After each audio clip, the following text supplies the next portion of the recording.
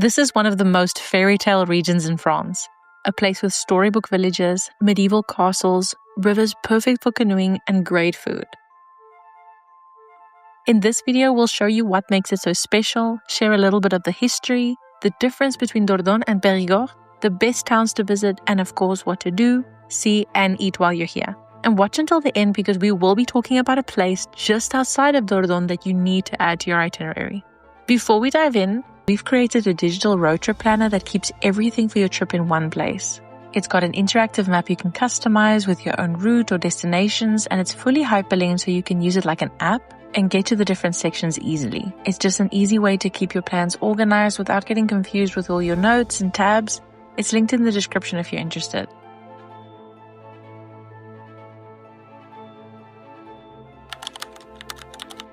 So let's clear this up because most people, including ourselves up until we visited, have no idea why one is used instead of the other, and it can be a little confusing. Dordogne and Périgord actually refer to the same area, but in different ways.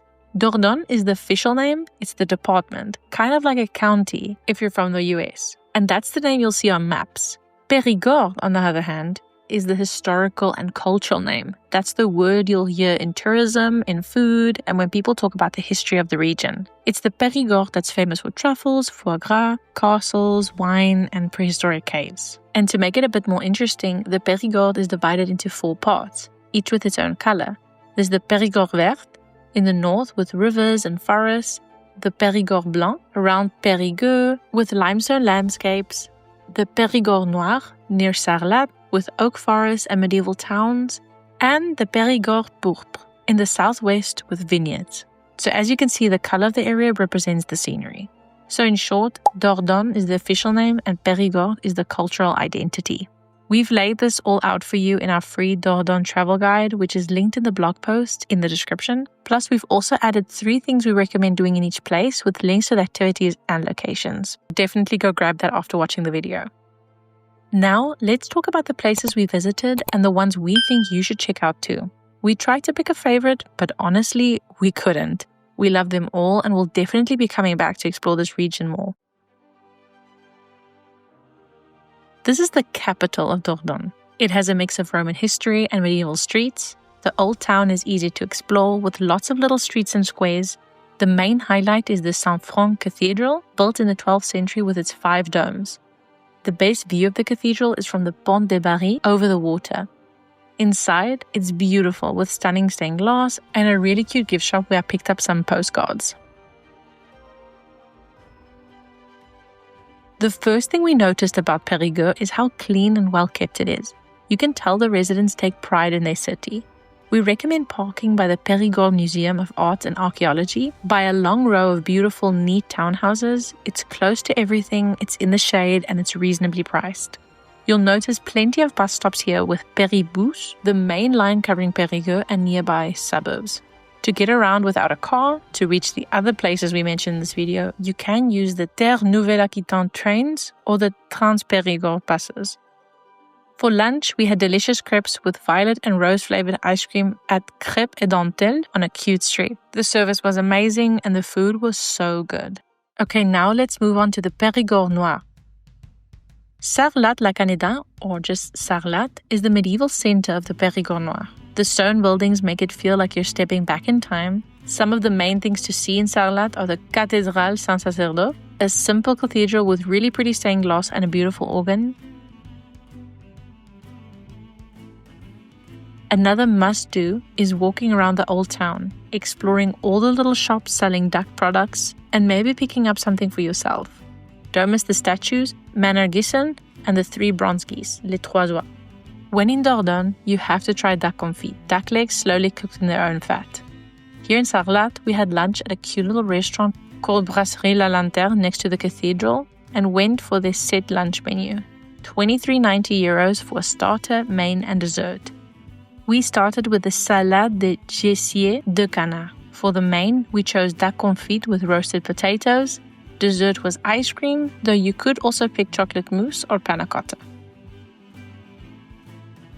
Sarlat is also famous for its weekly market, held on Wednesday mornings and all day Saturday in the main square, Place de la Liberté. It's full of local food like truffles, walnuts, and other duck specialities.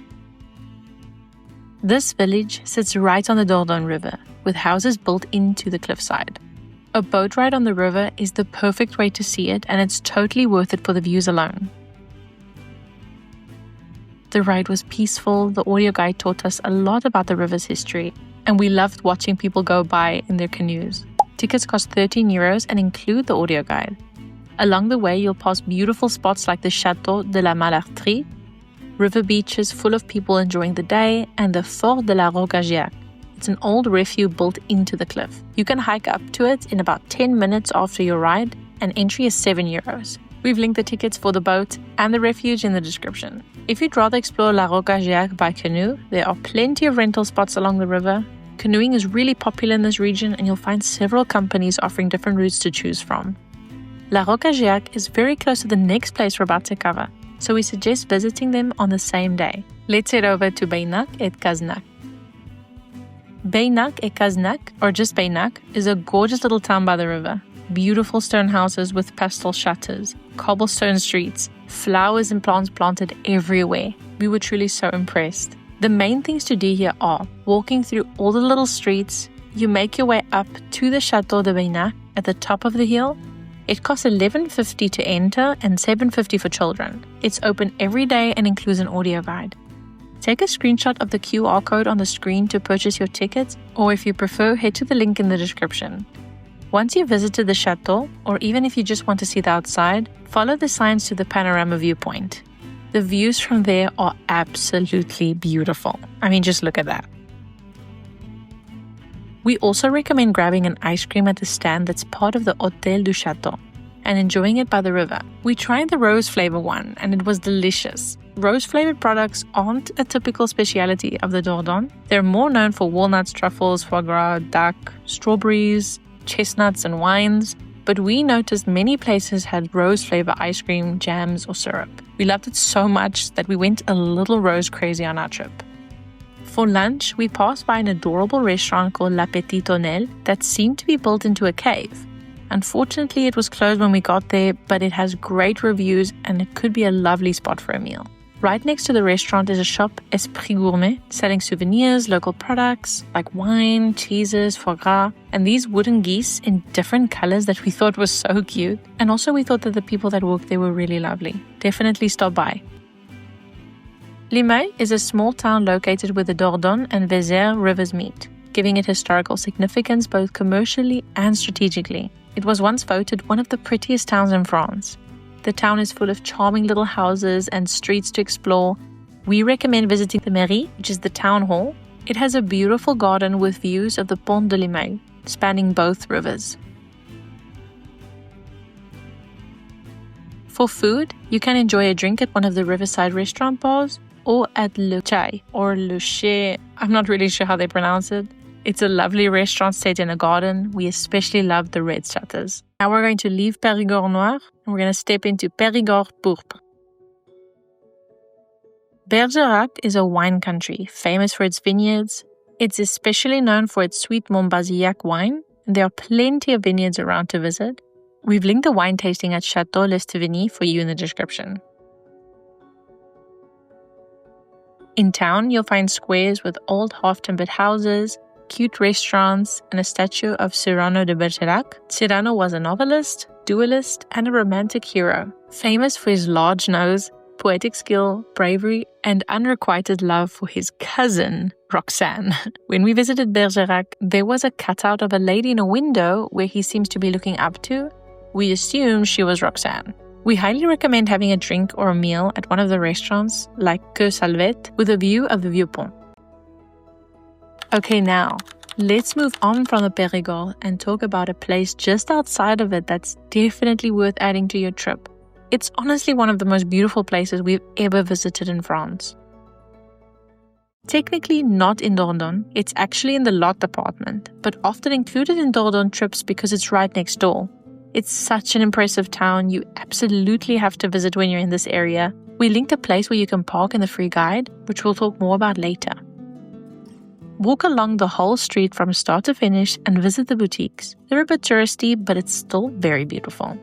The main highlight, though, comes after climbing the grand staircase, the Sanctuaire Notre-Dame de Rocamadour.